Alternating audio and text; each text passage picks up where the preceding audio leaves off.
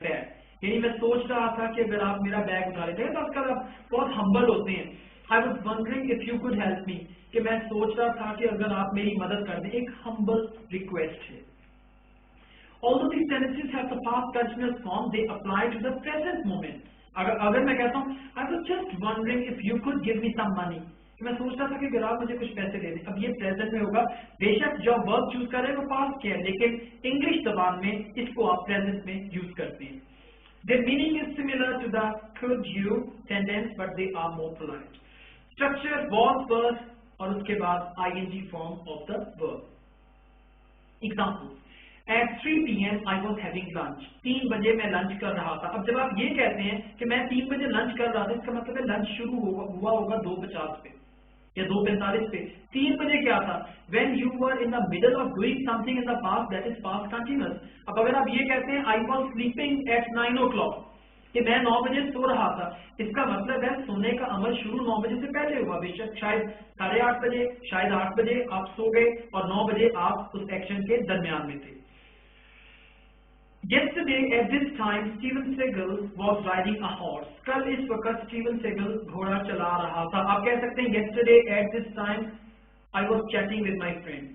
कल इस वक्त मैं अपने दोस्त से गपशप कर रहा था। John was smoking a cigarette when he saw a spider. अब क्या interrupted action? John cigarette P रहा था, continuous action. When he saw a spider, यहाँ पे क्या हुआ? एक एक्शन ने उसको इंटरप्ट किया।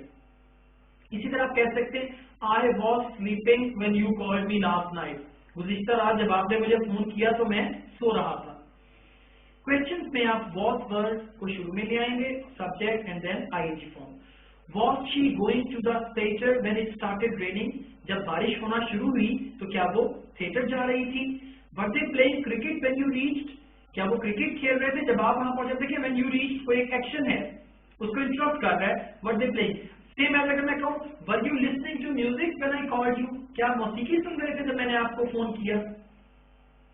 नेगेटिव सेंसेस में was not, were not और बाकी सब्जेक्ट और ऑब्जेक्ट उसी तरह से ing फॉर्म के साथ। He asked me why I wasn't having dinner at the hotel. उसने मुझसे पूछा कि मैं होटल में डिनर क्यों नहीं कर रहा था। His cigar was irritating me. उसका सिगार मुझे इरिटेट कर रहा था। Past continuous tense. Spoken practice. Answer the following questions in spoken English.